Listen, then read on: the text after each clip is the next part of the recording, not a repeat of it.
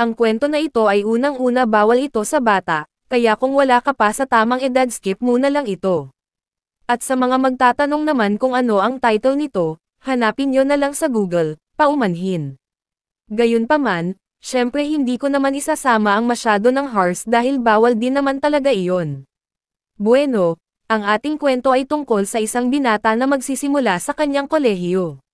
Na kung saan, dito niya makikilala ang hindi lamang isang babae kundi marami na kanyang makakalaro ng Mobile Legend.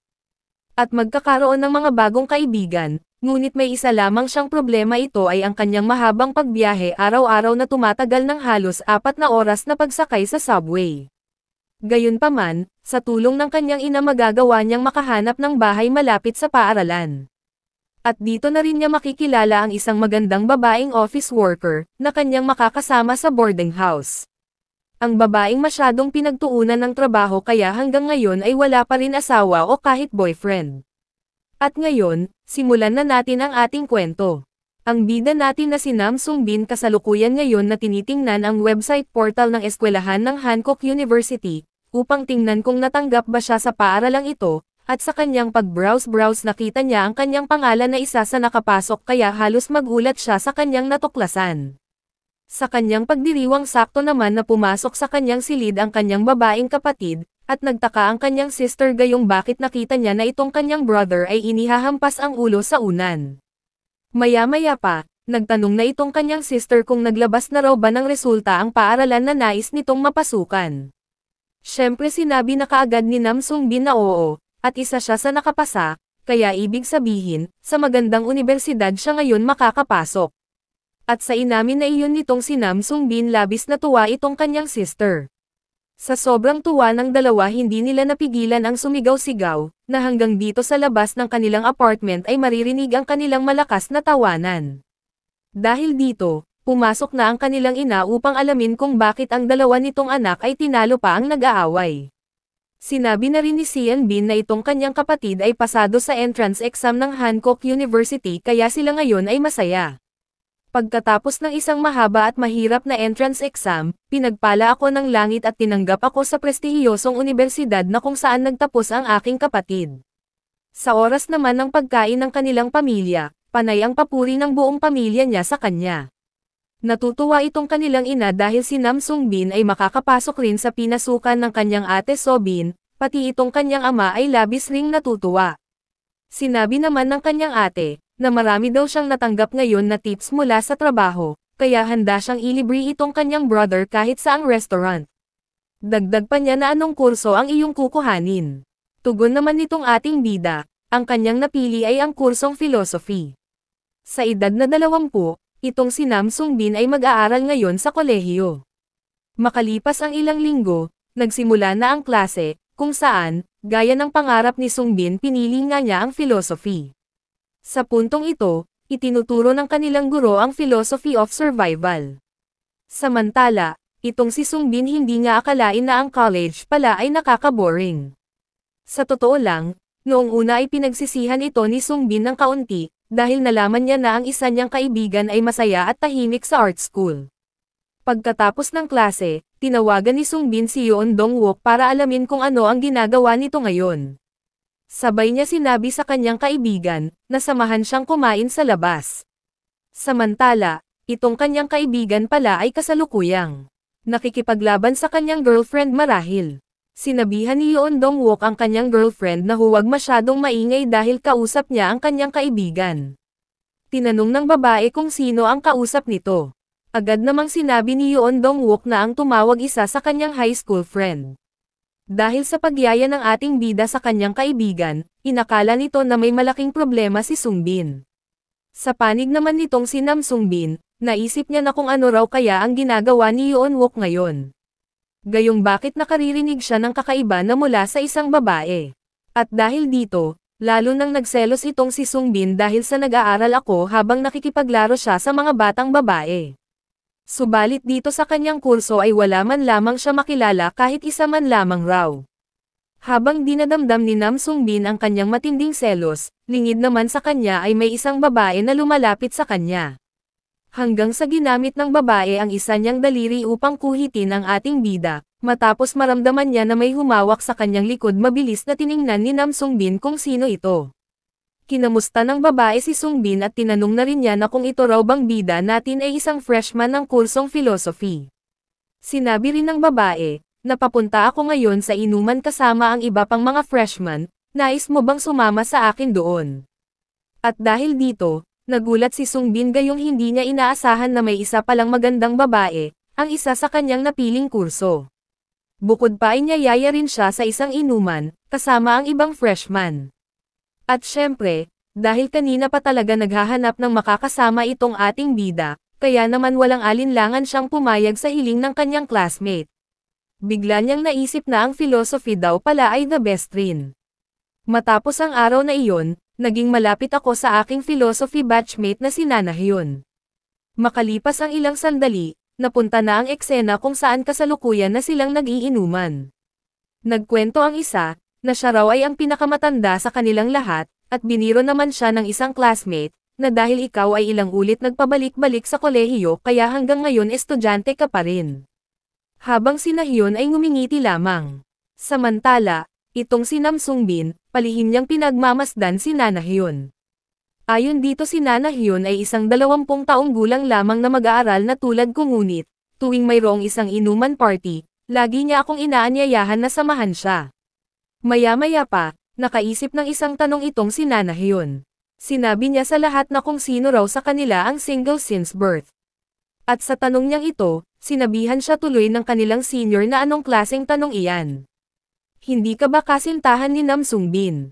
Sa naging paratang ng kanilang kasama na bigla itong si Nana Hyun, pati na rin itong si Sungbin, at nagkatinginan silang dalawa sa isa't isa, upang hindi naman mapahiya, ang sinabi ni Nana Hyun na sila nito ni Nam Sungbin ay magkaibigan lamang. Sinabi niya rin na masyadong nakakatawa ang bintang na iyon sa kanila, sabay niyang binanggit kay Sungbin na hindi ba't nakakatawa iyon, diba? Tugon naman nitong si Nam Sungbin na talagang nakakatawa raw iyon, at tumawa lamang ang dalawa ng tumawa upang mabawasan ang tensyon. Pero, sa ginagawa ng dalawa ni Nam Sungbin at Nana Hyun nagdulot ito ng pagtataka sa iba, ayon pa sa kanilang senior, well, ano ang nakakatawa tungkol dito? Kayong dalawa ay masyadong kaina-hinala ang kilos. Para walang mag-isip, kumilos sina Sungbin at Nana sa harapan ng iba. At nagsalita si Sungbin, sinabi niya kay Nana Hyun na kung ako ba ay manliligaw sasagutin mo ba ako? Sumagot si Nana Hyun ng hindi.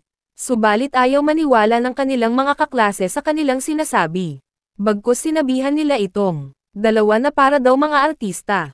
Tungkol dito, ayon kay Sungbin, maaaring naisip ako ni Nana Hyun bilang isang matalik na kaibigan, ngunit mahal na mahal ko si Nana Hyun sa totoo lang. Itinatago ko ito hanggat maaari, sa takot na baka mawala siya bilang isang kaibigan. Ngunit, marami akong mga kakompetensya sa unibersidad. Ang pinakamalaking problema sa gitna nila ay itong si Dongso. Siya ay gwapo, siya ay may isang mahusay na katawan, siya ay bihasa at siya ay nakakagulat na nakakatawa, siya ay medyo ang perpektong mag-aaral. Bukod pa, narinig ko noong nakaraang taon sa athletic intrams, na ang lahat ng mga babaeng mag-aaral ay mas nakapagbigay sa kanya ng magandang marka. Sa kabila nito, habang nagkakamustahan ang iba, ito namang bida natin ay halos hindi na kumurap pa dahil sa kanyang pagtitig kay Nana Hyun. Bagaman, walang ibang sinasabi itong si Nana Hyun, subalit base sa mga tingin nito kay Dongso, tila ba mayroon itong unknown reason. Maya-maya pa, nang makalapit na itong sina Dongso, nakilala siya ng girlfriend ni Dongso. Sinabi ng babae na ikaw ba si Nam Sungbin, ang estudyanteng 4 hours commuters. Wow, talaga, iyon ay dapat maging mahirap, di ba? Tungkol dito, hindi naman tumanggi itong si Sungbin na oo nga, ako nga iyon, ang dapat magbiyahe araw-araw ng 4 na oras. Nagkwento si Sungbin na nabigo talaga ako upang makakuha ng isang dormitoryo na pwedeng upahan, kaya naman kinailangan kong mag-commute sa universidad araw-araw, ng isang 4 na oras na biyahe. Matapos ang kanilang inuman, habang nasa labas sila nagpaalam si Nam Sungbin na dapat na raw siyang umuwi, gayong baka maiwan ng huling biyahe. Gayunpaman, sinabi nitong kanilang senior na kung talaga ba raw na uuwi na itong bida natin. Gayong sa totoo lang raw, hindi pa sila tapos magsaya at may all-night hangout pa silang gagawin.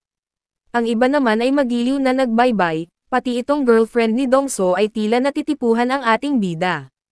Sa panig ni Nam Sungbin ipinaliwanag niya na ang huling tren ay on the way na, mag-enjoy na lamang kayong lahat. Ito naman si Nana Hyun, sa kanyang pagtitig kay Sungbin nagulat siya ng bahagya matapos kawayan siya ni Nam Sungbin. Bagaman wala ito ibang salita, ngunit mababakas sa mukha nito, na masaya siya gayong nagpapalam sa kanya itong bida natin. Siyempre, gayon din naman itong si Sungbin wala ring pagsidlan ng kaligayahan gayong ang kanyang best friend na palihim na iniibig ay masaya. Matapos nito, tumalikod na rin siya, dahil sa oras na ito ay kailangan na talaga niyang umalis habang ang kanyang mga kaklase ay itutuloy ang pagsasaya. Samantala, nang nakatalikod na itong si Nam Sungbin, halos mapaiyak na siya dahil sa inggit. Bukod pa, naisip niya rin nais ko pang makipaglaro pa kasama si Nana Hyun ng buong gabi rin. Dahil dito, nang nakauwi na itong bida natin, agad niyang kinausap ang kanyang ama upang humiling na sana bigyan siya ng bahay na malapit lamang sa paaralan.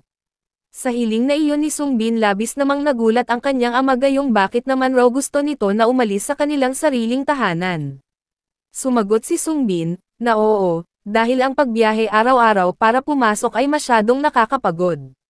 Dagdag pa niya na magbabayad ako para sa buwan ng upa kaya daddy, tulungan mo sana akong magbayad para kahit sa deposito. Ngunit sinabihan siya ng kanyang dad ngayon na lumaki ka na, kailangan mo nang magbayad para sa iyong sarili. Gayunpaman, kung sakali, magkano ba ang depositong kailangan?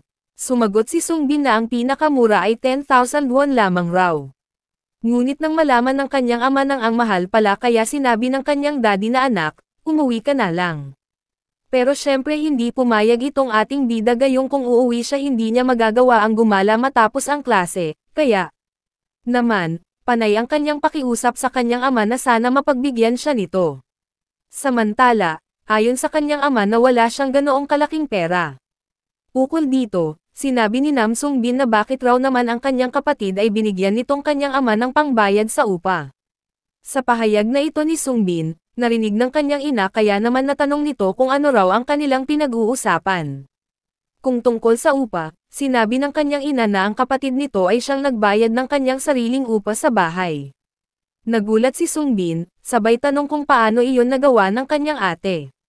Ayon sa kanyang ina, na ang isa sa aking kaibigan ay may isang studio apartments doon, ngunit, hindi na niya ako hinangian pa na maglagay ng kahit magkaanong deposito. Sa labis na inggit nitong ating bida nakiusap siya na gusto rin daw niya ang ganon, at nais niya rin na maranasan ang manirahan ng mag-isa. Sinabi naman ng kanyang nanay na sayang, dahil noong nakaraang taon may isa pa siyang kaibigan na may isang bahay rin na walang nakatira, pero dahil sa noong isang taon pa iyon marahil raw ay may tao na doon. Kaya naman halos mawalan ng lakas itong si Sungbin gayong tila hanggang pangarap na lamang ang siya ay makahanap ng pwedeng tirahan malapit sa universidad. Gayunpaman, nakahanap naman ng kakampi itong si Sungbin ang kanyang daddy. Kinausap nito ang kanyang asawa at sinabi niya rito na ngunit kung hindi ka sigurado, kung gayon, bakit hindi mo subukang tanungin sila? At dahil sa magandang ideya na ito ng kanyang ama labis na natuwa si Sungbin, gayong maski siya ay hindi niya naisip ang ganoong mungkahi. Mabilis namang pumayag itong kanyang ina sa hiling ng kanyang ama. Samantala, binanggit nito na kung sakaling humiling raw ng deposit ang kanyang kaibigan ay dapat ang magbayad nito ay itong kanyang asawa, kaya, bigla naisip nitong kanyang ama na tila nagkamali yata raw siya ng desisyon, kaya naman sinubukan niyang pigilang tumawag itong kanyang asawa at baka makapagbayad ng hindi oras. Ngunit huli na ang lahat dahil nasagot na ng kanyang kaibigan ang pagtawag nito, nagkamustahan muna ang magkaibigan dahil medyo matagal na raw silang hindi nagkikita, matapos nito, binanggit na nitong kanyang ina ang kanyang tunay na pakay, sinabi niya na kaya tumatawag ako, upang tanungin kung ang dating bahay na sinabi mo sa akin ay wala pa ring nakatira hanggang ngayon. Dahil itong aming bunsong anak ay napunta rin sa lugar na iyon kaya sa ngayon ay humahanap kami na pwede niyang matirhan. Samantala, sa kabilang banda, itong magtatay ay punong-puno ng tensyon sa isa't isa, habang itong kanyang ama ay nangangamba dahil sa posibilidad na makapagbayad, ito namang si Sungbin, ay nagdarasal na sana maging matagumpay ang kanyang ina na makahanap ng kanyang pwedeng tirhan. Nang matapos itong kanyang ina sa pakikipag-usap nito sa kanyang kaibigan, sinabi niya na ayon sa kanyang kaibigan ang kanyang pamangkin raw ay nakatira na doon ngayon dahil sa ito ay malapit lamang sa kanyang trabaho.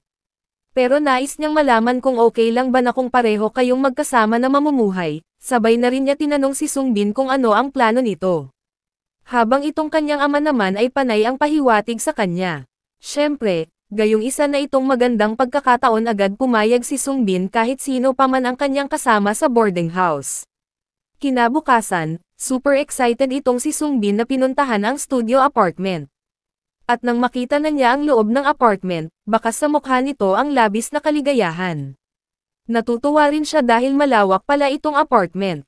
Ngunit dahil sa walang tao dito sa bahay, naisip ni Sungbin na ayon sa naging usapan ng kanyang ina na banggit na may nakatira dito na pamangkin ng may-ari, ngunit tila raw hindi madalas. Namamalagi rito ang pamangkin ng may-ari, kaya magandang pagkakataon ito para sa kanya. Bukod pa, ang kondisyon ng apartment ay nasa mabuti rin gayong ito ay malinis at maaliwalas. Hanggang sa makita niya itong double-deck bed. Sambit niya sa sarili na ito ba yung bunk bed. Dati, ako at ang aking sister nagbabahagi kami sa isa't isa noong kami ay mga bata pa. Nang makita niya ang note ng kasama niya sa bahay, naisip niya na tila mabait ang tao na ito dahil personal nitong ginawa na ipaghanda siya ng ilang kinakailangan. Sa unang paglipat ni Nam Sungbin punong-puno siya ng maraming pag-asa. Tungkol dito, syempre, agad niyang ipinagyabang sa group chat kasama ng kanyang mga kaklase na siya ay nakahanap na ng apartment. Unang nag-reply si Junhee at kanyang tinanong kung saan at kung malapit raw ba ito sa kanilang school. Ayon naman kay Sanghwan, magkano ang ginugol mo para sa mamahaling lugar na iyon? Si Park Si-hyun naman ay sinabing nakakainggit daw naman. At maya-maya pa, sa huli sumagot na itong si Nana Hyun, unang tanong niya ay kung kailan pa raw nakalipat si Sungbin, at kung kailan sila rin raw ba makakapag-housewarming party. Sa nasabing housewarming party natigilan si Sungbin gayong maganda nga ang naisip ni Nana Hyun upang makapagsaya, ang isa pang maganda pwede na rin niyang madala dito sa kanyang apartment itong si Nana Hyun. Nai-imagine rin itong ating bida na baka sakali na magsabi itong si Nana sa kanya upang matulog sa kanyang place, na isang magandang pagkakataon. Isa pang posibleng mangyari, sa tuwing lasing itong si Nana Hyun kung sakali, baka isang araw raw ay maligaw ito rito upang dito sa kanyang apartment magpalipas ng tama. Pagkatapos, mag-iiwan daw siya ng contraceptive, para makascore. Hanggang mainto rin ang kanyang imahinasyon matapos siyang makarinig ng tila may naglalakad sa labas ng pinto. Dahil dito, naalala niya na mayroon nga pala siyang kasama dito sa apartment na dapat pakisamahan. Ngunit dahil sa masyado ng malalim ang gabi, pero wala pa rin ang kanyang kaati sa apartment, kaya naisip niya na marahil masyadong abala iyon sa kanyang trabaho. Sinabi niya rin sa kanyang isip na sa oras makabalik na ito, dapat raw gawin niya itong kaibigan sa lalong madaling panahon. Ang unang hakbang na gagawin raw ni Sungbin, bibigyan niya ito ng malamig na beer, para mabilis siyang mapalapit dito. At kung ituring na nito na siya ay kaibigan na, sasabihin niya na bro, narinig ko ang aking mga kaibigan na nais mag-hangout dito sa ating apartment, pwede ba? Siyempre dahil sa sila ay malapit na sa isa't isa tiyak na papayag ito, at baka raw maglinis pa ito ng kanilang apartment. Dahil sa ganda ng kanyang plano na pangiti na lamang itong si Sungbin gayong maganda nga ito, at excited na rin daw siya sa susunod na mangyayari. Pagkatapos natulog na rin siya upang kinabukasan na lamang gawin ang kanyang planong pakikipagkaibigan, sa pamangkin ng may-ari ng studio apartment. At kinabukasan pagsikat ng araw, maya-maya pa nagising na itong si Sungbin, at pagmulat ng kanyang mata unan niyang nakita ang isang damit na nasa closet. Ngunit sa kanyang pagbangon nakita niya naman ang isa pang damit. Ukol dito, inakala ni Sungbin na umaga na umuwi ang kanyang kasama sa apartment. Pero, gayunpaman, dapat raw niyang mabati ito kaagad. Pagtayo niya, nakita niya sa itaas ng double deck na may isang ang natutulog, naisip niya naman kung gising na kaya raw ito. Subalit nagtaka itong si Sungbin matapos niyang napansin na parang kakaiba ang kanyang pinagmamasdan. Dahil sa tila iba ang hubog ng katawan nito, kumpara sa katulad niyang isang lalaki. Na siyang dahilan naman ng kanyang pagnanais malaman kung ano ang itsura nito. Ayon pa dito kay Sungbin, pabulong niyang sinabing kung titingnan, mukhang medyo pa-curve ang katawan, isa kaya siyang payat na tao. Dahil sa kanyang pagnanasa na malaman ang itsura ng kanyang makakasama sa bahay kaya sinilip niya ito sa paraan ng pag-alis sa kumot. Hanggang, sa hindi siya nakagalaw sa kanyang kinatatayuan matapos niyang makita kung sino itong kanyang kasama. Gayong ito pala ay isang magandang babae na natutulog ng walang anumang suot. Na marahil hindi rin alam ng babaeng ito na lalaki ang kanyang kasama sa apartment, kaya ginawa lamang niya ang kanyang nakasanayan. Sa kanya namang pagsasalita ng malakas, bigla nagising ang babaeng natutulog. Sa hiya nitong ating bida mabilis niyang ibinalik ang kumot nito dahil nga sa itong babae ay nakita niyang Matapos niyang maibalik ang kumot, hindi makapaniwala si Sungbin na babae pala ang kanyang kasama. Gayunpaman nang siya ay nakatalikod na sinabi niya sa babae na sino ka. Ako na itong nasabik, tila mahihirapan ng ganito. Tumayo na rin ang babae, habang nakatalikod si Sungbin. Gaya ng ating bida hindi rin niya sukat akalaing lalaki ang anak ng kaibigan ng kanyang tiya, na buong akala niya talaga ay isang babae ang kanyang makakasama dito sa apartment. Sa mga sumunod, agad na tumawag itong si Sungbin sa kanyang ina upang ipaalam ang kanyang sitwasyon. Samantala, napaumay itong kanyang ina matapos malaman na babae pala ang pamangkin ng kanyang kaibigan na si Haijung. Natatawang sambit pa nito kay Sungbin, pasensya na hindi nagtanong si nanay tungkol sa mga detalye. Sumagot naman si Sungbin at sinabihan niya ang kanyang ina na ito ay hindi isang bagay na dapat pagtawanan, sabay tanong kung ano raw ba ang kanyang gagawin.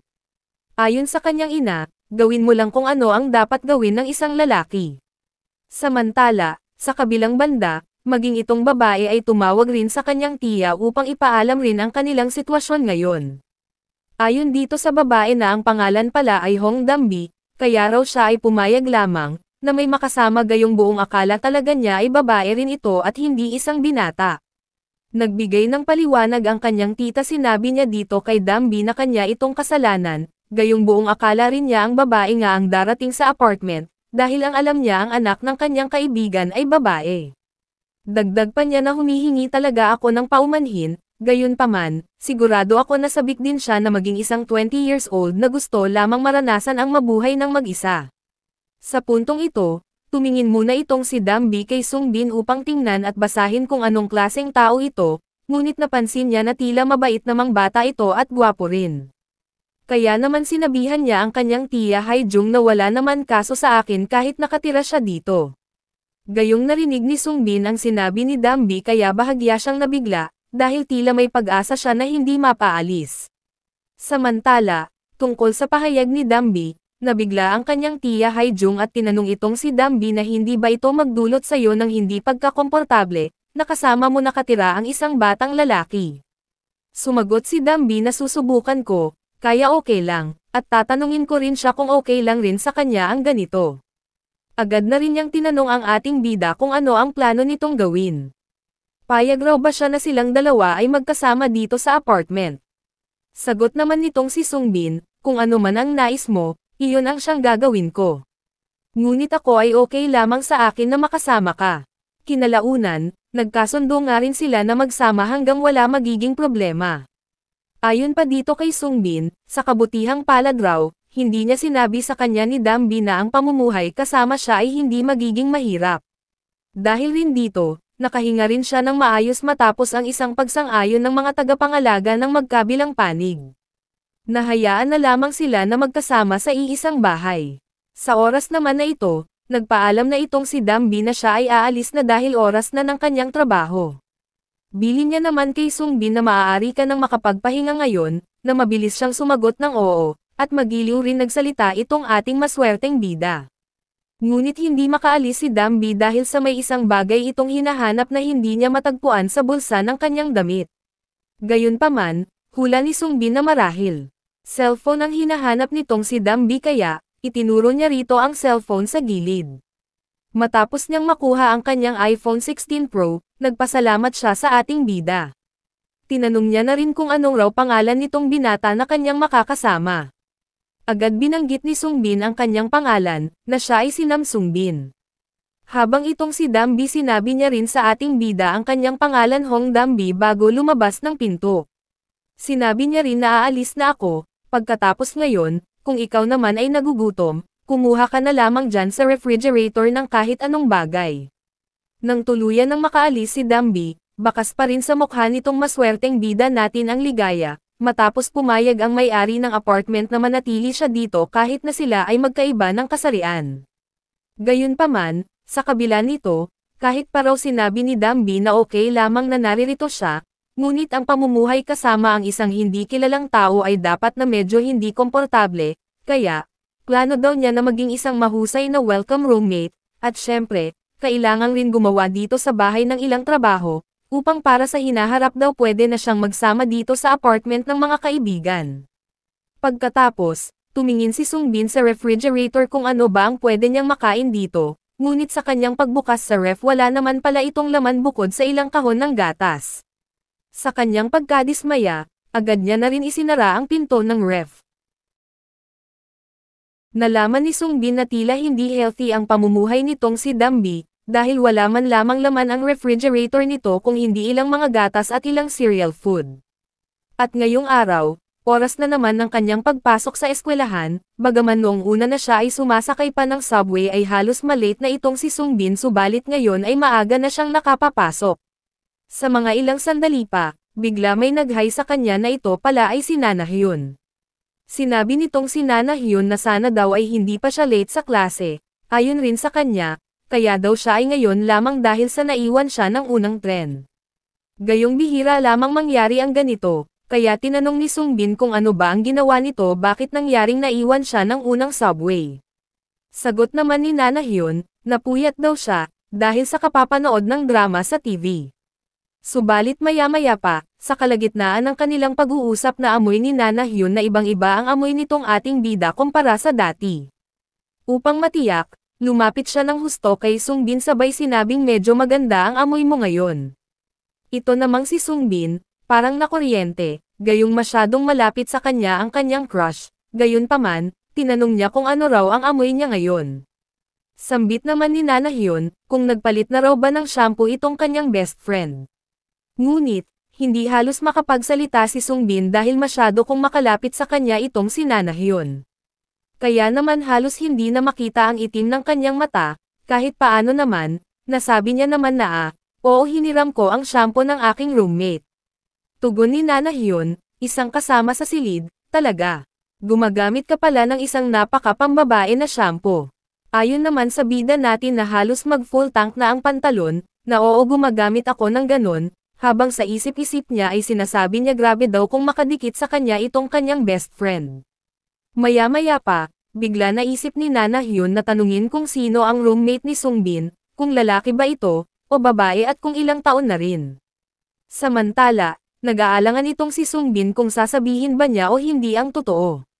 Gayunpaman, dahil sa kulit ni Nana Hyun napilitan na rin siyang sabihin, ayon sa kanya, ang aking roommate ay isang office worker, ngunit matanda na siya sa atin ng ilang taon.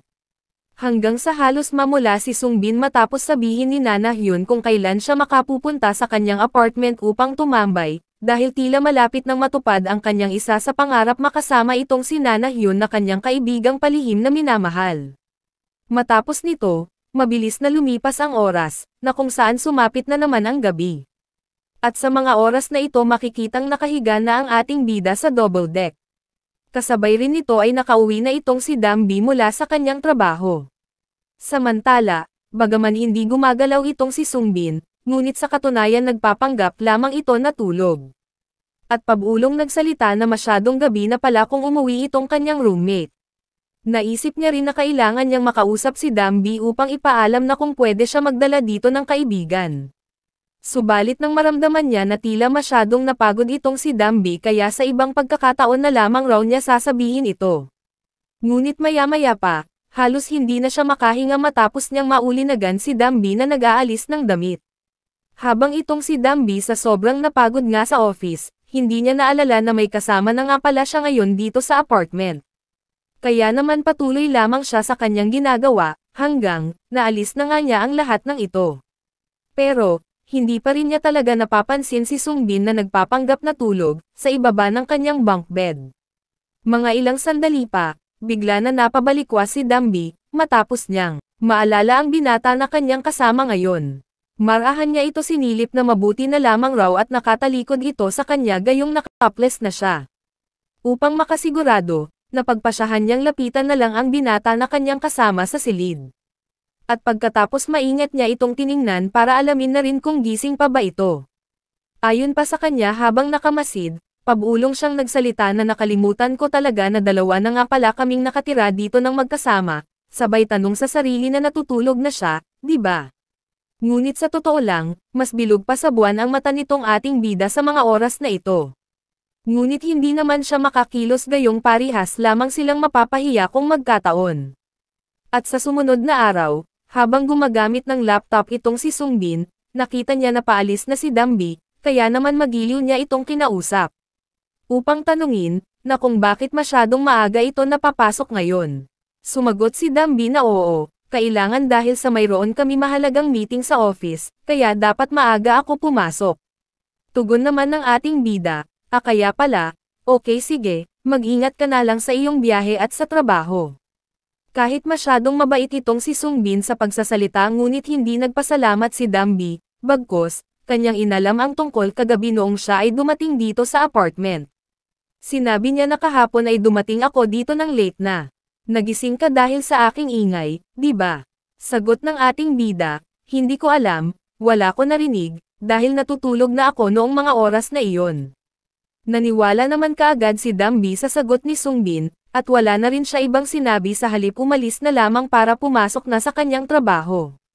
Sa isip-isip ni Sungbin, marahil daw iyong nangyari kagabi ay baka lasing itong si Dambi, kaya ginawa nito ang mag-topless.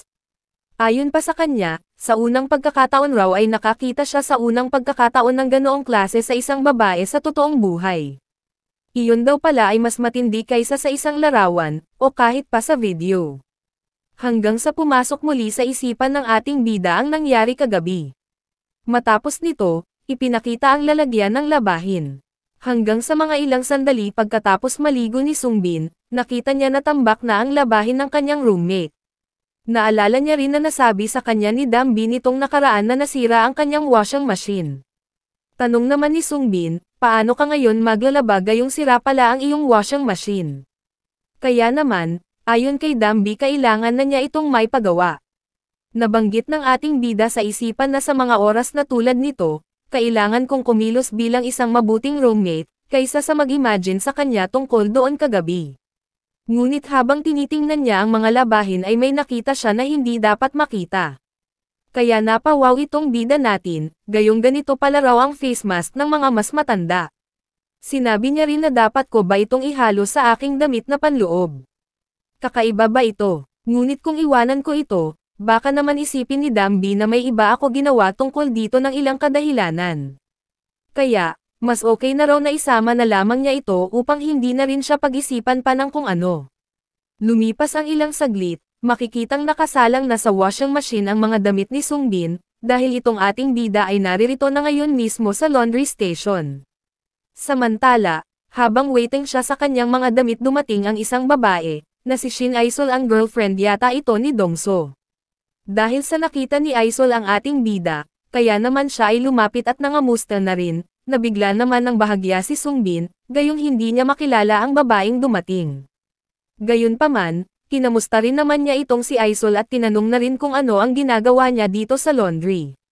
Samantala itong si Aisol, napatawa dahil naramdaman niyang hindi siya nakikilala nitong ating bida, kaya binanggit niya na siya ay si Shin Aisol, na kung natatandaan raw ba ito ni Sungbin.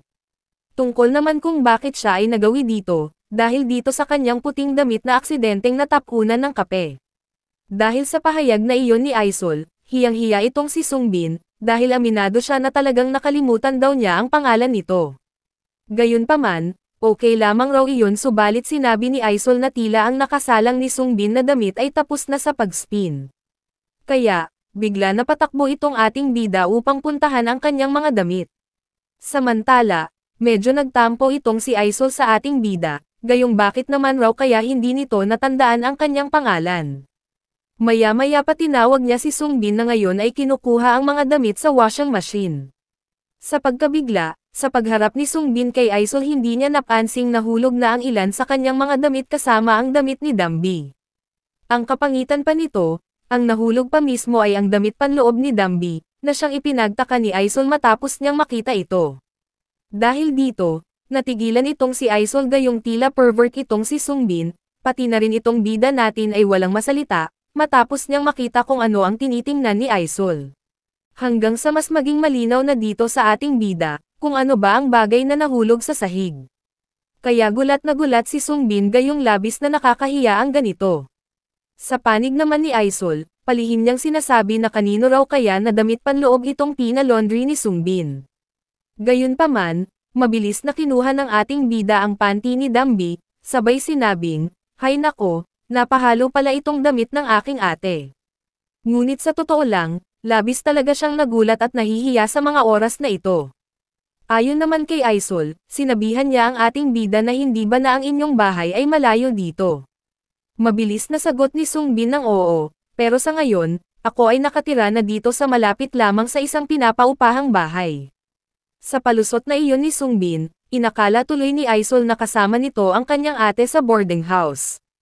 Ukol dito, gumawa na lamang ng kwento si Sungbin at sinabi na hindi ganon, ang totoo mayroon akong lalaking kasama sa silid na nakatira, at ito ang kanyang kasintahan, iyon ang alam ko. Habang sa kanyang isip, sinasabi naman niya na sana lamang raw huwag ipagkalat ang maling impormasyong ito tungkol sa kanyang binanggit ngayon. Sagot naman ni Aisol, okay. Pero bakit para kayatang sobrang kinakabahan? Ayon sa ating bida, syempre, dahil nakakahiya ang bagay na ito na nakita mo sa Baytawa. Kaya naman napatawa na rin si Aisol. Naisip rin niya na ang cute raw ni Sungbin, matapos maranasan ang gayong kahihiyan. Para naman maiba ang kanilang usapan, sinabihan na lang niya ang ating bida na kumain na lang sila sa labas, at sagot ko na ang gastos, upang makapag-bonding naman tayo. Ngunit, ayon kay Sungbin, ay salamat na lang, dahil mayroon na akong naunang appointment, paumanhin sa'yo. Dahil dito, hindi makapaniwala itong si Aisol na nagawa siyang tanggihan nitong ating bida. Gayunpaman, sumagot na lamang siya ng okay, pero tinanong niya si Sungbin kung sino ang kasama nito. Hindi na rin naman naglihim itong si Sungbin bagkus sinabi niya na may nauna na silang plano ni Nahyun na kumain sa labas. Nang malaman niya na si Nana Hyun pala ang kasama nito, natuwa na rin siya gayong malapit rin naman siya kay Nana Hyun. At pagkatapos, sinabihan niya si Sungbin na mabuti ito kung gayon, sabihin mo sa kanya na pupunta rin ako sa inyong dinner party, at sabihin mo rin sa kanya na, ako na ang bahala bumili ng pagkain ninyo. At kaya pala gustong-gusto sumama itong si Aisol, dahil ito ang kanyang nakikitang magandang pagkakataon, upang makascore sa ating bida. Sa hiling nitong si Aisol na isama na siya sa dinner ni Sungbin na kasama si Nana Hyun, at gayong nangako rin siya na ang taya sa pagkain at inumin, kaya naman, pumayag na lamang itong ating bida. Sa mga sumunod, napunta na ang eksena dito sa isang restaurant. Na kung saan naman, panay ngayon ang paghingi ng sorry ni Sungbin dito kay Nana Hyun. Dahil nga ang kanilang usapan na dalawa lamang sana na mag-dinner party ay nabulilyaso dahil sa pakiusap ni Aisol na sumama sa kanilang dalawa. Gayunpaman, mas natuwa pa si Nana Hyun matapos niyang malamang pupunta dito ngayon si Aisol gayong mabuti raw din iyon, much better na tatlo na sila. Bukod pa may makakainuman na rin daw itong si Nana Hyun kung sakali nga na dumating daw si Senior Aisol. Sa isip-isip naman nitong ating bida, natatawa niyang sinasabing hindi talaga maganda ang tatlo sila, gayong hindi raw siya makakabuelo. Samantala, natanong na ni Aisol kung bakit wala pa rin ang kanilang senior. Sagot ni Sungbin, nagpaalam lang sa akin na uuwi muna raw siya upang magpalit ng casual dress. Oh, talaga, ayon dito kay Nana Hyun. Ang ating bida naman ay naglalagay ngayon ng tubig sa baso nitong kanyang best friend. Ngunit maya-maya pa, natigilan siya sa kanyang ginagawa, matapos niyang maulinagan na may parating. Hanggang, may tumawag na nga dito kay Nana Hyun. At nang makilala ito ng ating bida na ang nagsalita ay si Aisol, sa kanyang pagkadismaya, halos hindi na niya napansin na natatapon na ang tubig na kanyang isinasalin. Unang bungad naman nitong si Aisol, matapos niyang mga masta, binanggit niya na kung hindi raw ba kaya siya nakakaabala sa dinner date nitong dalawa. Sagot ni Nana Hyun, hindi naman sister, sabay niya na rin inanyayahan itong maupo. Samantala itong si Sungbin, hindi makapaniwala sa klase ng damit nitong si Aisol, At ito raw ba ang sinasabi nitong casual na halos kita na ang kaluluwa? Bukod pa, masyado raw itong banyag. Nagtanong naman itong si Aisol kay Sungbin, na kung nakauwi raw ba ito nang ligtas nitong huli silang nagkita, bago maupo. Ngunit hindi narinig nitong ating bida ang tanong na iyon dahil sa masyado na tuon ang kanyang atensyon sa damit. Kaya naman, muli tinawag siya ni Aisol at sa puntong ito sa bigla ni Sungbin natawa na lang siya. Gayunpaman, tinanong ni Sungbin kung mag-isa lamang raw ba ito na pumunta dito. Tugon nito, hindi, dahil tinawagan ko ang isa sa aking kaibigan, na ngayon nga ay dumating na rin sa mga oras na ito. Na ito pala ay walang iba kundi si Dongso, ang tao na itinuturing ng ating bida na isa sa kanyang kakompetensya. At ngayong nalaman natin na itong si Aisol ay wala rin pala kaugnayan dito kay Dongso kundi isang kaibigan lamang. Paliwanag ni Dongso, kung bakit siya dumating dahil pinilit lamang raw siya nitong si Aisol, at kinaladkad upang pumunta dito. At sa panig nitong ating bida, bagamat makikitang ito ay nakangiti, subalit palihim niyang sinabi na, hindi maganda ito. At pagkatapos, habang sila ay kumakain sabay sa pag-inom, natanong ni Nana Hyun kay Dongso kung ano raw kaya magandang gawin habang nasa college. Sagot ni Dongso, sa tingin ko ay sumali sa isang club. Gayong noong siya raw ay nasa taon ng freshman, sumali siya noon sa volunteer club. Napabilib si Nana Hyun matapos niyang marinig na itong si Dongso ay miyembro ng isang volunteer club, kaya naman, natanong niya agad na kung ito raw ba si Dongso ay gusto ang gawaing voluntaryo dahil dito siya sumali. Sa maling pagkakaunawa ni Nana Hyun, agad ipinaliwanag ni Dongso na hindi iyon ganon gaya ng iniisip mong voluntaryo. Ang ibig kong sabihin, ito ay isang uri ng club na kung saan, binubuo ito ng social gathering. At dagdag pa niya, na sino naman ba ang masaya na gumawa ng isang voluntaryo, dahil dito labis natawa si Dongso.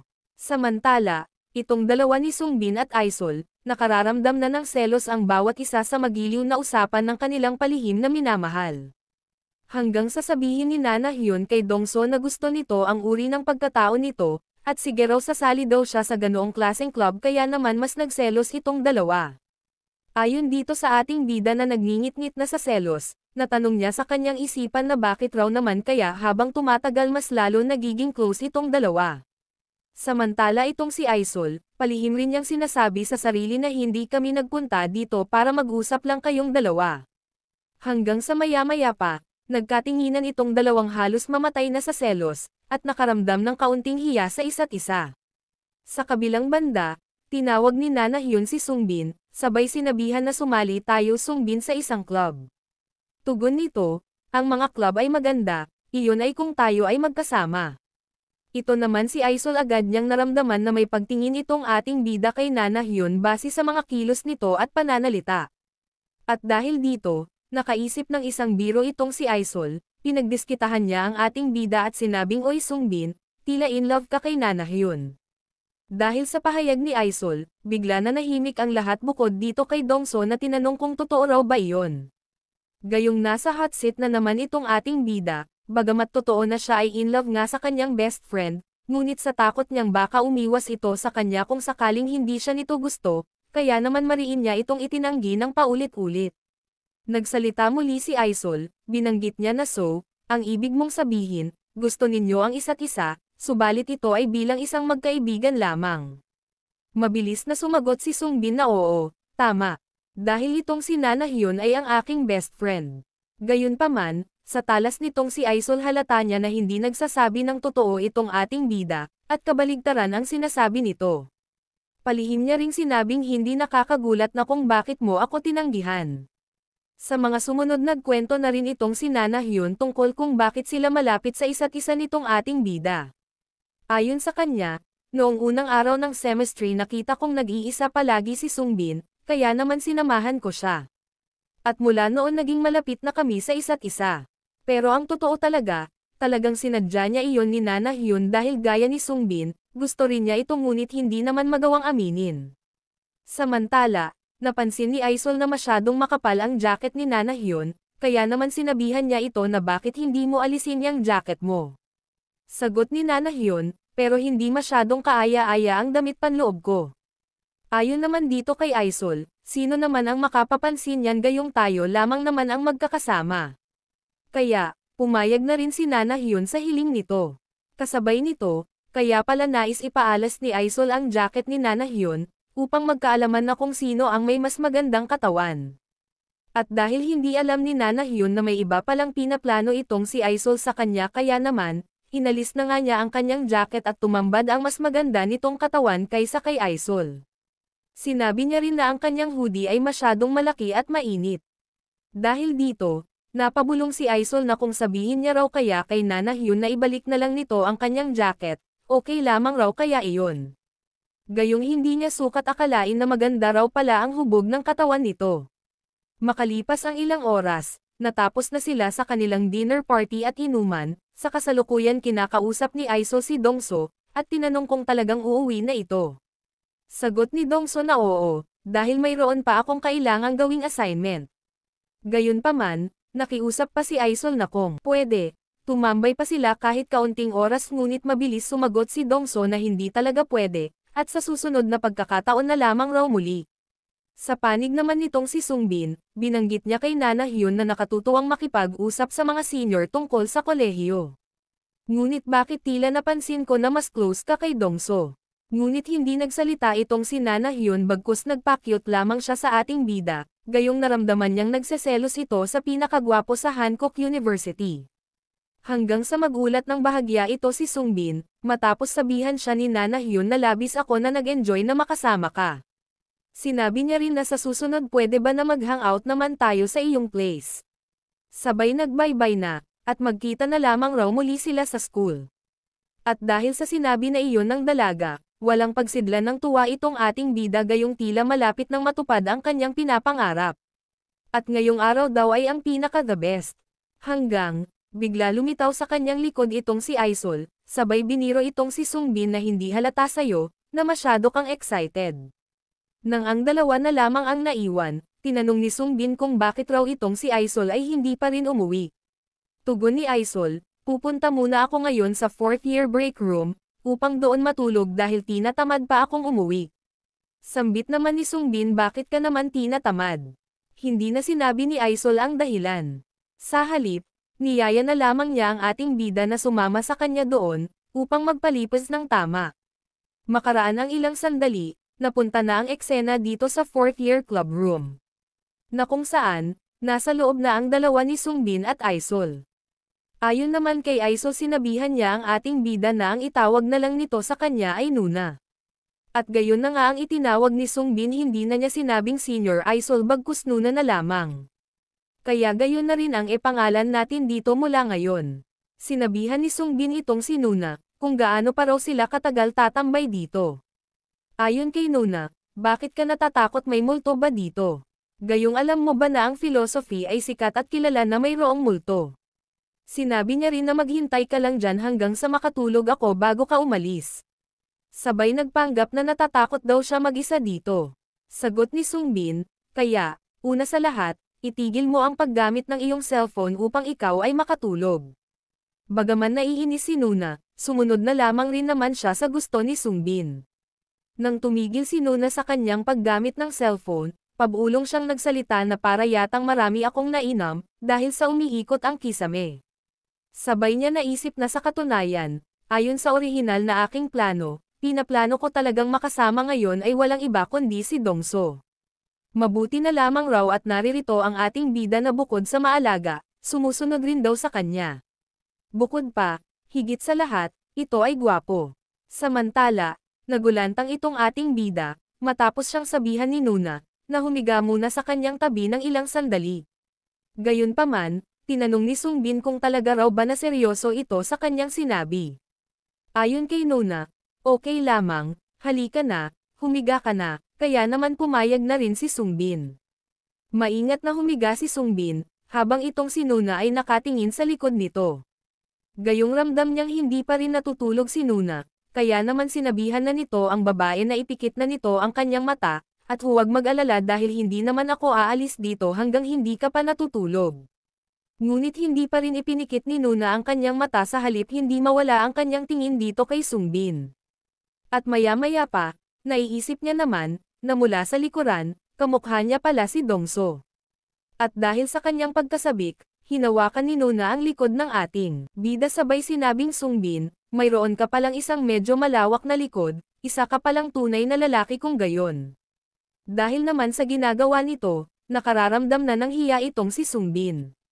Dahil rin dito, nakaramdam ng init si Nuna kaya naman, iniangat niya ng bahagya ang kanyang at gayong panay pa rin ang hawak nito sa likod ni Sungbin, kaya naman humarap muna ang ating bida upang sabihan na hindi ka makatutulog kung patuloy mong hahawakan ang aking likod.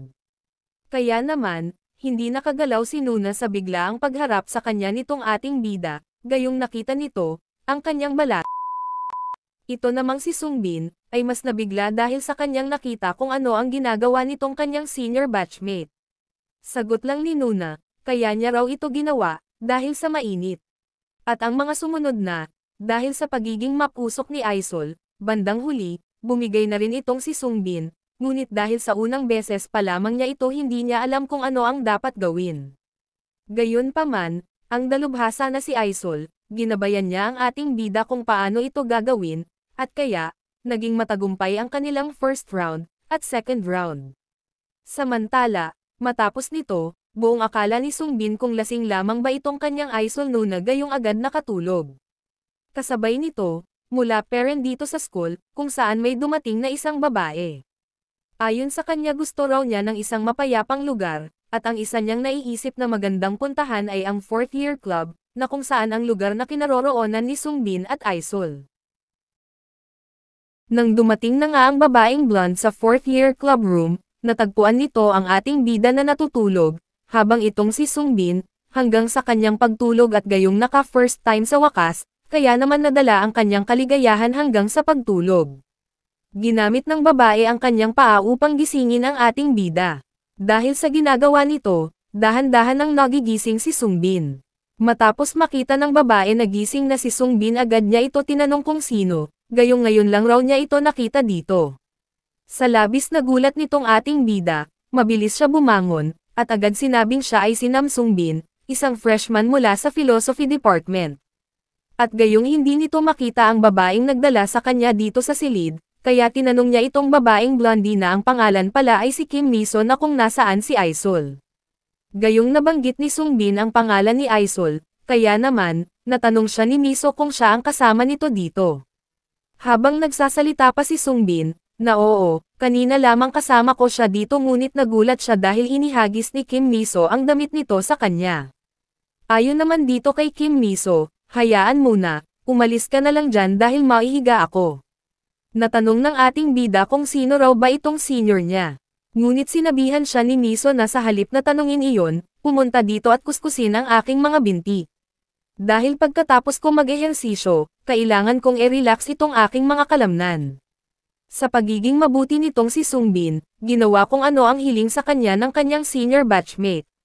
Binanggit ni Kim Miso na magaling ka palang magmasahe.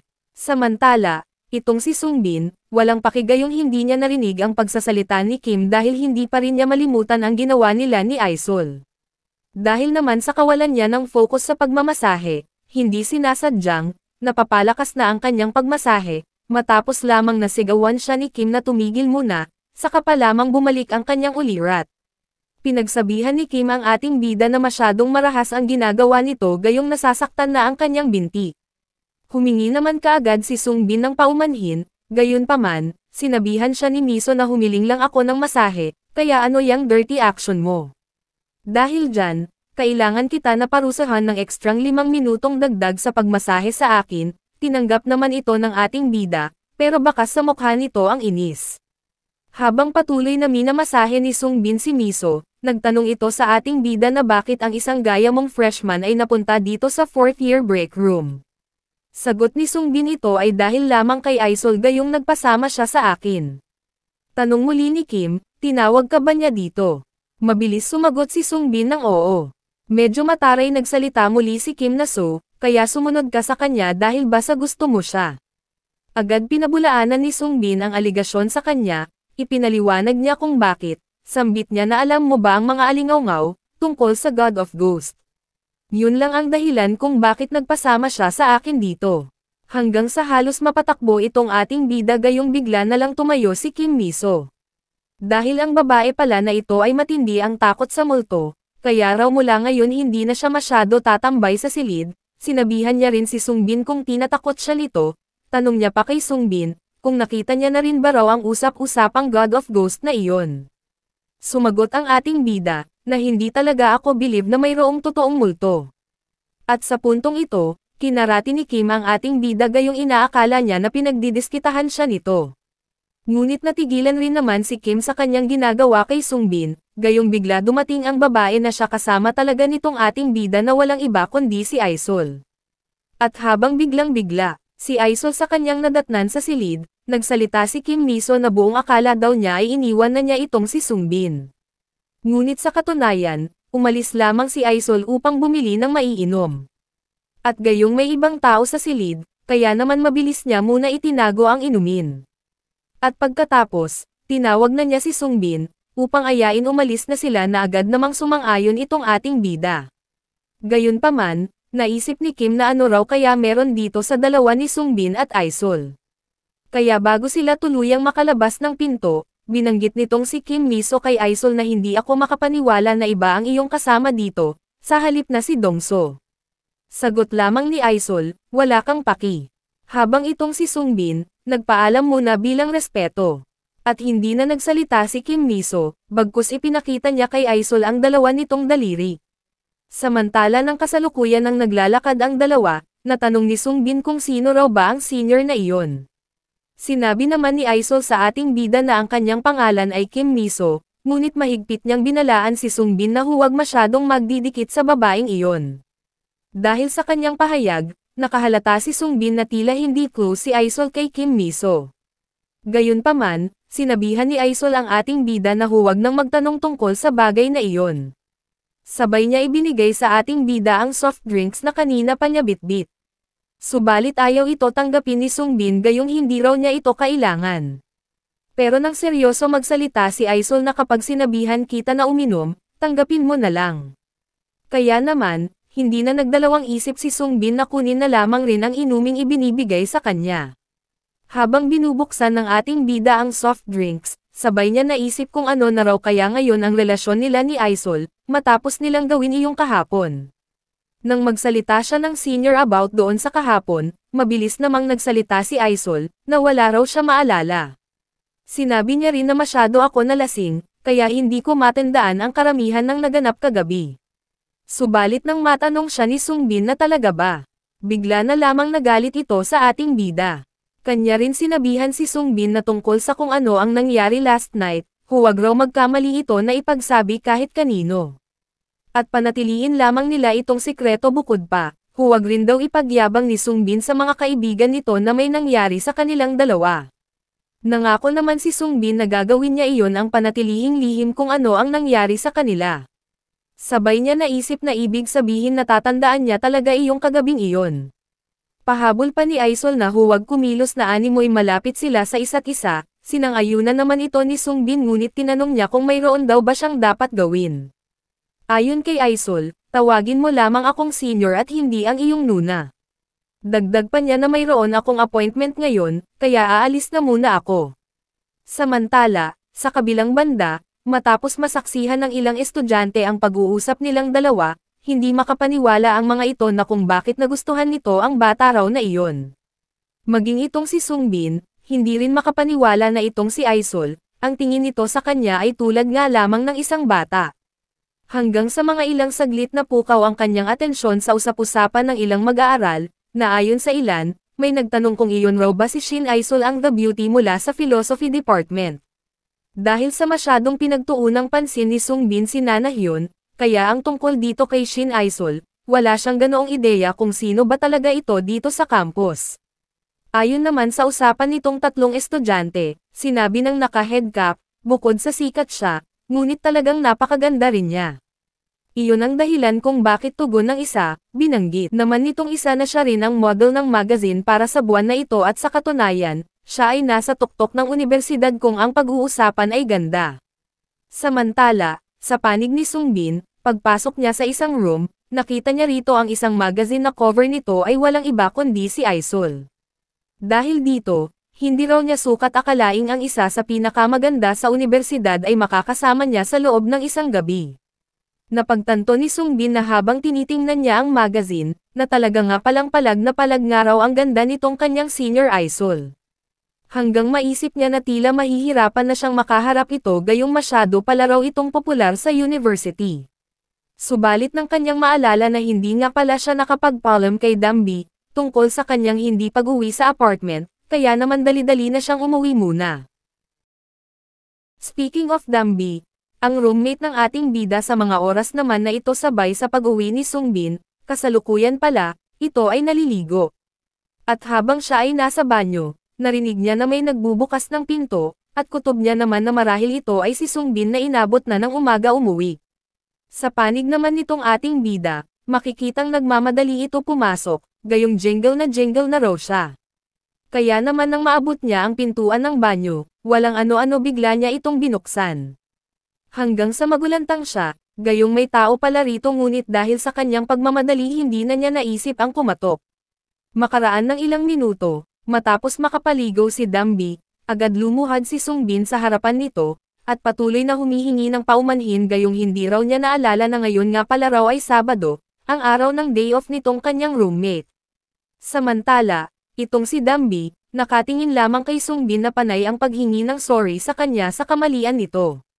Maya-maya pa, nagsalita na itong si Dambi, sinabi niya na sige okay lang, ngunit sa susunod gawin mo muna ang pagkatok bago pumasok. Habang itong bida natin naman ay panay ang pagtango upang iparating ang pagsang-ayon nito. Subalit gayunpaman, binanggit ni Dambi na kailangan nating magtakda ng mga patakaran, upang maiwasan ito na mangyari muli. Dagdag pa niya, tinanong niya si Sungbin kung pinakialaman nito ang kanyang labahin kahapon. Tungkol sa labahin, mabilis sumagot itong ating bida na oo, pinalaundry ko na ito.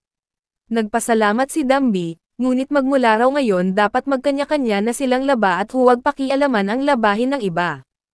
At bukod doon, muli sinabi nito na maglalagay na daw siya mula ngayon ng ilang mga boarding house rules. Matapos sumang-ayon si Sungbin, pinakuha siya nito ng ballpen at papel. At nung nasa kanya na ang ballpen at papel, inanyayahan niya si Sungbin na lumapit sa kanya upang siya na raw ang sumulat ng mga rules na kanyang sasabihin.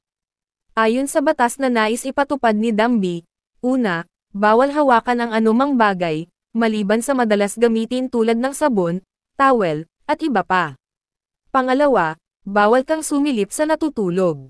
Pangatlo, magsabi ng maaga kung makikitulog ito sa mga kaibigan.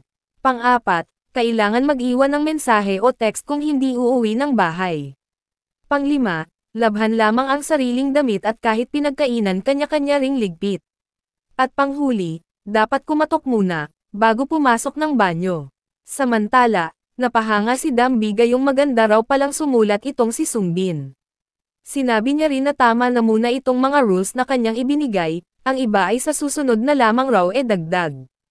Matapos nito, binanggit rin ni Dambi na Sungbin, siguro mayroon ka ng girlfriend, di ba?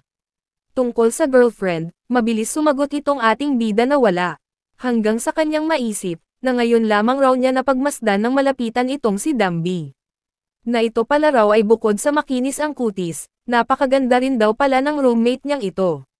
Or, baka naman, dahil sa bagong ligo lang ito kaya ganito ito kaganda.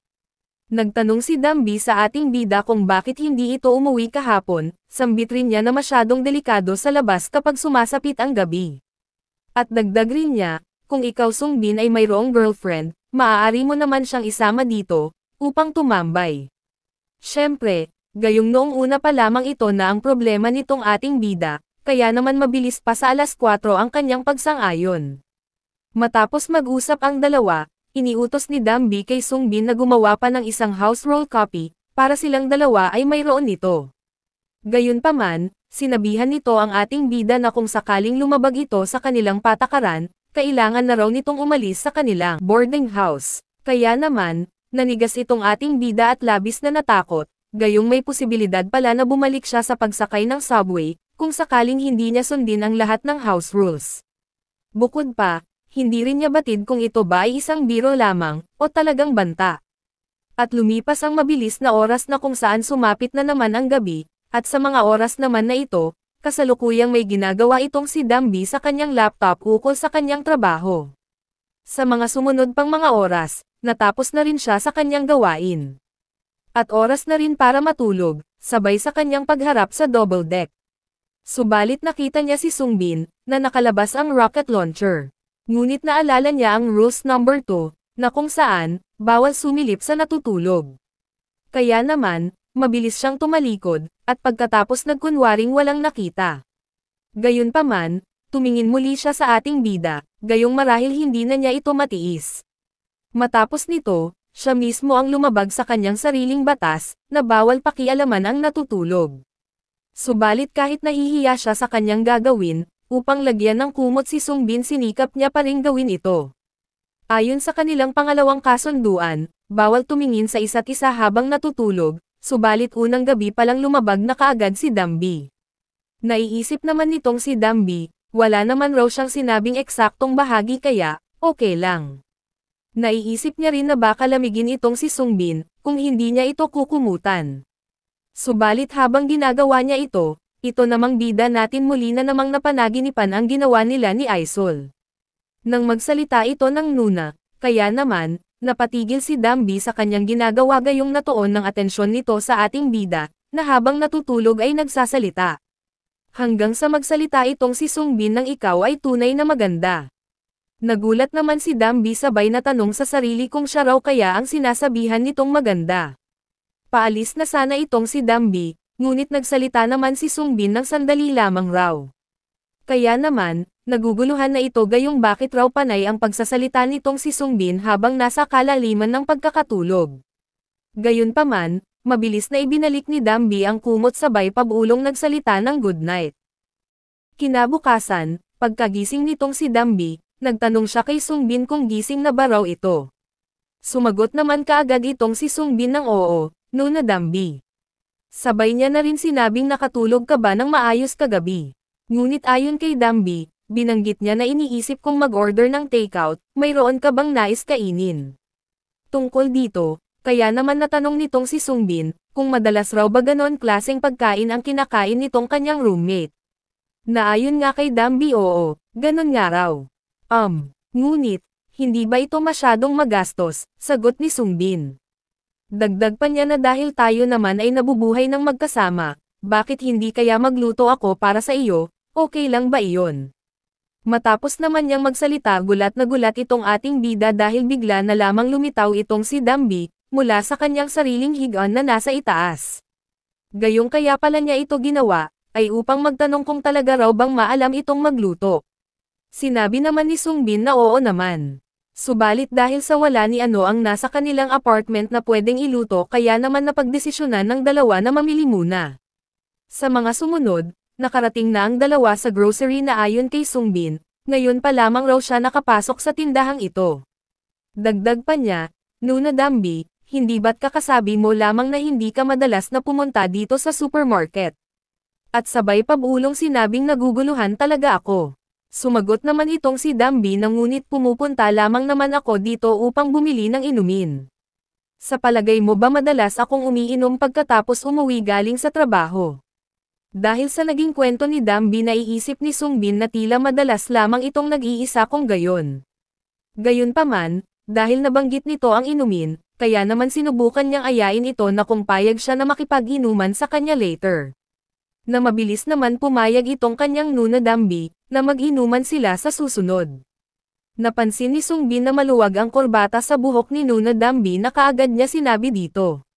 Paliwanag nito, ito ay dahil sa maliit lamang na pamuyad ang kanyang inilagay kaya mabilis lumuwag. Ukol dito, nagsabi itong ating bida na kanya itong aayusin upang hindi na maging magulo, na pumayag naman si Dambi sa maganda nitong layunin.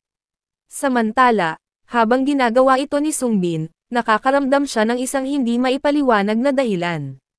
Maya-maya, natapos na rin siyang ayusin ang buhok nitong kanyang roommate Nuna Dambi. Nagpaabot naman ng pasasalamat itong si Dambi sa pagtulong ng ating bida sa kanya. Ngunit natanong niya si Sungbin kung paano raw ito natuto magtali ng buhok. Sagot naman nitong ating bida, ito ay dahil lamang sa aking ate, kaya napag-aralan ko kung paano gawin ang bagay na yan. Sambit naman ni Dambi, talaga, mayroon ka palang isang nakatatandang kapatid na babae, Sungbin. Gusto ko rin magkaroon ng kapatid na lalaki. Sagot ni Sungbin, sa palagay ko pwede namang mangyari iyon gayong naririto naman ako, na pwede mong ituring na bilang iyong younger brother. Ngunit namula ang mukha nito, gayong napansin niya na bakit naman raw kaya lumalabas ng bahay itong kanyang roommate nang walang suot na panloob. Nag-isip muna itong si Dambi sa mungkahi ni Sungbin, ngunit gayunpaman, hindi rin nagtagal, sinang-ayunan rin niya ang nais nito at magiliw niyang sinabing sige raw, at mula ngayon younger brother na niya itong si Sungbin. Samantala, natigilan itong ating bida, gayong sa unang pagkakataon raw ay nakita niyang nakangiti itong kanyang nuna Dambi. Sa panig naman ni Dambi, niyaya na niya ang ating bida gayong kailangan nga raw pala na bumili siya ng ilang tissue paper. Ngunit dahil sa wala sa katinoan itong si Sungbin, hindi na niya napansin na may tumatawag sa kanya. Dahil dito, binanggit ni Dambi na Sungbin, anong bang ginagawa mo? Nais mo bang bumili ng candy? Matapos nga makita niya na nasa tapat siya ngayon ng mga pambatang candy, kaya naman nagmamadali siyang nagyaya umalis sa sobrang hiya. At nagpatuloy ang dalawa mamili ng mga kinakailangan upang makapagluto ng ilang pagkain, at mamili na rin ng ilang kinakailangan sa bahay. Matapos ang eksena dito sa supermarket, napunta na ang kaganapan dito sa unibersidad. At mula dito, makikitang nakangiti itong si Sungbin habang gumagamit ng cellphone. Gayong nagchat pala ang kanyang nuna Dambi, upang ipaalam na kinuna niya ng larawan ang pagkain na niluto ni Sungbin kahapon, at sinabi niya rin na masarap ang mga pagkain nitong niluto, at binanggit niya rin mag-aral rin daw ng mabuti ito. Sumagot naman si Sungbin, na ayon sa kanya, sinabi niya kay Dambi na kung mayroon kang isang bagay na nais mong kainin sa susunod, ihahanda ko ito para sa iyo. Gawin mo rin ang iyong makakaya sa trabaho. Kaya naman itong ate mo, bahagyang kinilig ang bunbunan dahil sa pagiging sweetness ni Sungbin. Samantala, itong si Sungbin, ipinangako sa sarili na dapat akong magluto para sa kanya ng mas madalas mula ngayon. Ngunit kasabay nito, may isa pa siyang natanggap na mensahe mula naman kay Nana Hyun, na kung saan nagtatanong ito kung nasaan si Sungbin ngayon at kung ano ang kanyang ginagawa. At sa mga sumunod na, bagaman wala naman sinabi si Nana Hyun na siya ay nasa panganib, ngunit nagmamadali at balisang balisa ito si Sungbin, na pinuntahan kung nasaan ang kanyang best friend. At kaagad niya tinanong kung anong nangyari, at kung okay lamang raw ba itong kanyang matalik na kaibigan. At ang may pasimuno pala nito ay walang iba kundi itong si Kim Miso, na inutusan si Nana Hyun na tumawag ng first year na lalaking gwapo. At ang naisip marahil ni Nana Hyun ay itong kanyang best friend, na si Sungbin. Sa panig ni Kim, sinabihan niya ang ating bida na, "Oy ikaw na naman." Habang itong si Nana Hyun, kinamusta siya nito habang pinipisil naman ang kanyang pisngi nitong si Kim Miso. Sabay niyang pinalalapit itong ating bida sa kanilang dalawa. At dahil naman dito, gulong-gulo ang isipan nitong si Sungbin sa kung ano raw ba ang nangyayari dito.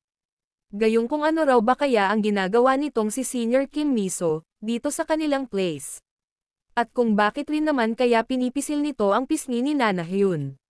Nagpaliwanag naman itong si Kim kung bakit niya ito ginagawa ayon sa kanya. Alam mo ba, na ang kanyang pisngi ay malambot, marahil ang dahilan nito ay dahil siya ay bata. Pagkatapos, inalok niya si Sungbin na kung nais niya rin itong subukan gawin. Gayunpaman, ayaw ito gawin ni Sungbin dahil sa bukod sa best friend niya itong si Nana Hyun, isa rin ito sa kanyang minamahal ng palihim. Bukod pa, kahit isipin lamang tiyak naman na ayaw ni Nana, na gawin kung ano ang tulad ng ginagawa ni Kim na pagpisil nito sa kanyang pisngi. Maya-maya, napansin ni Kim Miso na tila sumasama na ang loob ni Sungbin, base sa pagmumukha nito habang hinahawakan niya ang pisngi nitong kanyang junior. Sabay tinanong niya na rin si Sungbin kung bakit hindi nito ginawang hawakan man lang itong si Nana Hyun. At hindi pa rin nakontento itong si Kim gayong nagkwento ito kay Nana Hyun, at sinabi niya na hulaan ko kung sino ang isang pervert na ito. Nana, alam mo ba, hinawakan niya ang aking katawan nitong nakaraan. Kaya Nana, kailangan mong lumayo sa kanya. Habang hindi makapaniwala si Nana Hyun sa kwento ni Kim, itong ating bida naman, ipinagtanggol ang sarili at kanyang sinabi ang katotohanan. Inis niyang binanggit na hindi ba't ikaw itong humiling sa akin para emasahe ang iyong binti, kaya lang nagawa ko ang bagay na iyon. Ayon naman dito kay Kim Miso, di umamin ka rin na ginawa mo nga. Gayunpaman, binago bigla ni Kim ang kanilang usapan. Sinabi niya naman kay Sungbin na bilang isang teaching assistant, kailangan kong maturuan ka ng ilang lesson. Sa pahayag na ito, palihim nagsalita si Sungbin na ikaw rin naman ay isang assistant. At pagkatapos, tinanong ni Sungbin itong si Kim na, Senior, hindi ba't isa ka rin lamang naman na mag-aaral? Sa nasabing iyon ng ating bida, mataray sumagot itong si Kim, pinagsabihan niya si Sungbin na Junior mag-ingat ka sa iyong pagsasalita, at dapat mong igalang ang iyong mga superior. Samantala, sa isip-isip ni Sungbin, nabanggit niya na hindi ko talaga alam kung anong uri ba ng lesson yang nasa isip mo, ayokong makinig. Ngunit gayunpaman, tinanong pa rin naman niya si Kim kung ano raw ba ang kanyang gagawin. Nagsalita si Kim Miso kung seryoso itong si Sungbin na susunod sa kanyang ipapagawa. At sumagot naman kaagad ang ating bida na wala rin naman daw siyang mapagpipilian. Subalit sa katunayan, medyo nakaramdam ng pagkabahala ito matapos siyang paratangan ng pervert. Gayunpaman, ang ipapagawa lamang naman pala nitong si Kim, tungkol sa utos ni Professor Hyun Ils ng Philosophy Department. Naayon daw sa kanilang propesor dapat nilang ilagay ang mga poster na mula sa kanya sa lahat ng mga bulletin board sa universidad. Sa kabilang banda, kasalukuyan ng bitbit ni Sungbin at Nana Hyun ang mga poster, at kasabay nito, humingi ng sorry si Nana sa ating bida gayong ginawa niyang tawagin ito sa gaya nitong sitwasyon. Sagot ni Sungbin, hindi, huwag ka magsabi ng ganyan, dahil kung kailangan mong tumawag ng isang tao lalo na kung urgent, maaari kang makipag-ugnay sa akin anumang oras. Ayon naman kay Nana Hyun, bilang kapalit, i-treat na lamang kita ng dinner sa oras na matapos na tayo dito. Dahil dito, kinilig na naman itong si Sungbin gayong makakasama na naman daw niya itong kanyang best friend. Sa labis na tuwa ni Sungbin, kaya sinabihan niya si Nana Hyun na siya na ang bahala sa lahat ng poster, gayong mabilis lamang niya raw itong tatapusin. Dagdag pa niya, inutusan na lamang niya na maglakad-lakad na lamang muna itong si Nana Hyun sa universidad, at kapag natapos na siya sa gawain, magkita na lamang raw muli silang dalawa. At sa magandang alok na iyon na pagpapakitang gilas, pumayag itong kanyang best friend kahit medyo nakararamdam ng hiya. At matapos nito, makaraan ang ilang sandali, makikitang mag-isa nga lamang naglalagay ng poster itong ating bida. Samantala, sa kabila nito, patuloy niyang sinisisi ang sarili dahil sa napakahina raw ng kanyang diskarte. Gayong kung hindi niya raw pinaalis si Nana, pwede na rin sana ituring itong paglalagay ng poster na isang couple date. Matapos ang gawaing ito, bumalik na si Sungbin sa kanilang room, habang itong si Kim Miso, medyo nagtaka gayong mabilis lang nakabalik itong si Sungbin. At gayong mag-isa lamang ito agad niyang hinanap ang kasama nitong si Nana Hyun. Sagot lang ni Sungbin, susunod na rin siya dito maya-maya lamang. Sinabi naman nitong si Kim na pareho kayong gumawa ng mahusay at dahil kayo ay naghiwalay. Dahil dyan, mula ngayon magpares na ako ng babae at lalaki para palaging efficient. Sa pahayag na iyon ni Kim, mabilis humarap itong ating bida, kahit sa kabila ng kanyang pagiging lutang. Sa panig naman nitong babae, napatindig na rin siya sa kanyang kinauupuan matapos niyang makita ang kalagayan nitong si Sungbin na halatang lambot na lambot. Mga ilang saglit, nag-offer si Kim kay Sungbin ng masahe sa oras na ito, dahil raw sa mahusay nitong ginawang trabaho. Ngunit ayaw iyon tanggapin ni Sungbin bagkus sinabihan niya si Kim Miso na ayos lang ako. Dahil naman sa kanyang pagtanggi, sinabihan naman siya ni Kim na sa tingin mo pa rin ba ako ay isang bad person. Sabay niya na rin pinauupo si Sungbin sa kanyang tabi upang gawin na niya ang pagmasahe. Nabagaman may alinlangan pa rin itong ating bida, gayon pa man tinanggap na lang niya ang alok ni Kim. Habang umiiral ang pagmamasahe ni Kim, nakisuyo si Sungbin dito na kung maaari itoon ang masahe nito, sa kanyang kaliwang balikat, ngunit sa halip gawin ang kanyang kahilingan, lumapit sa kanya itong kanyang masahista, at sabay sinabing gusto mo ba ng isang mas mahusay na masahe sa ibang parte. Na siyang labis ikinagulat nitong si Sungbin gayong iba ang minasahe nito sa kanya. Ipinaliwanag ni Kim kung bakit niya gusto gawin ito dahil sa alam raw niya kung ano ang namagitan nitong nakaraan sa dalawa ni Sungbin at Aisol sa 4th year club room. Na hindi na rin nakatanggi pa itong ating bida, sa alok sa kanya nitong kanyang senior Kim. Kaya naman for the second time, naka 3 point na naman itong bida natin. Makaraan ang ilang sandali, nang matapos ang dalawa, sakto namang bumalik na sa room itong si Nana Hyun. At labis na nagulat ito, dahil nakita niya na itong isang tamad na mag-aaral ay gumagawa ng isang bagay na tila sa panaginip lamang mangyayari, ang maglinis ng silid gaya kung ano ang ginagawa nito ngayon.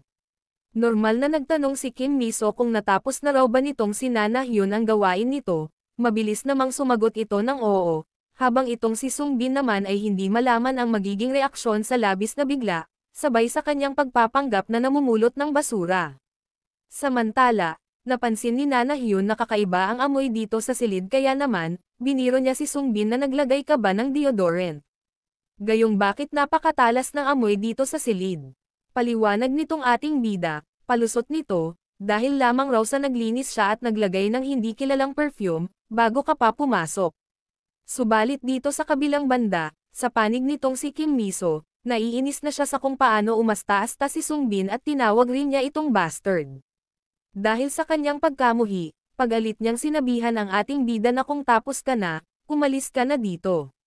Dahil naman sa naging kakaibang pagtrato ni Kim kay Sung Bin, nagtanong ito sa kanyang senior na kung mayroon daw ba siyang nagawang pagkakamali. At kung mayroon man daw, humihingi siya ng paumanhin kung ano man ang bagay na iyon. Subalit dahil sa naging pahayag ni Sung Bin, mas lalo nang nagtampo itong si Kim Miso gayong random niya matapos ang lahat, tila winalang bahala lamang siya nitong lalaking ito.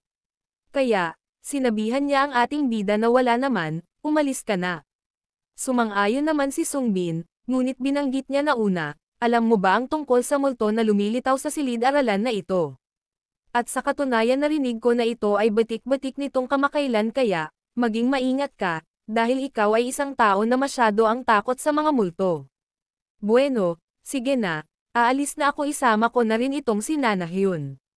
Nang tuluyan ng makaalis sina Sung Bin, matapos maiwan mag-isa itong si Kim, na hindi daw niya sukat akalaing kumikilos lamang ang ating bida ng isang tulad ng parang walang nangyari sa kanilang dalawa, na talagang nakakainis raw isipin. Ngunit kasabay nito, bigla naman niya naalala ang tungkol sa multo. Dahil dito, kumuha siya ng isang roller at sabay tinawag kung may multo raw talaga magpakita ito sa kanya ngayon, gayong hindi na daw siya natatakot, at baka kapag lumabas ka ay mapatay pa kita. Matapos nito, mabilis lumipat ang eksena sa panig nitong si Sung Bin at Nana Hyun. Na kung saan natanong ni Nana kung totoo raw ba talaga ang sinasabi nitong multo ng unibersidad. Agad namang ipinaliwanag ni Sung Bin na sinusubukan ko lang siyang takutin.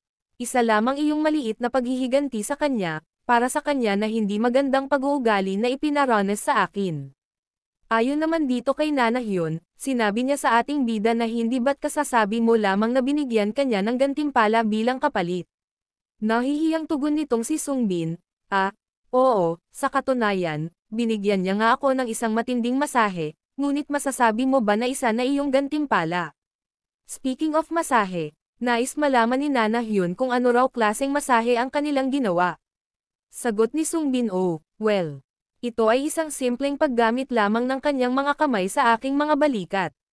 At pagkatapos, binago na rin niya ang kanilang usapan gayong baka raw. Madulas pa ang kanyang matalas na dila.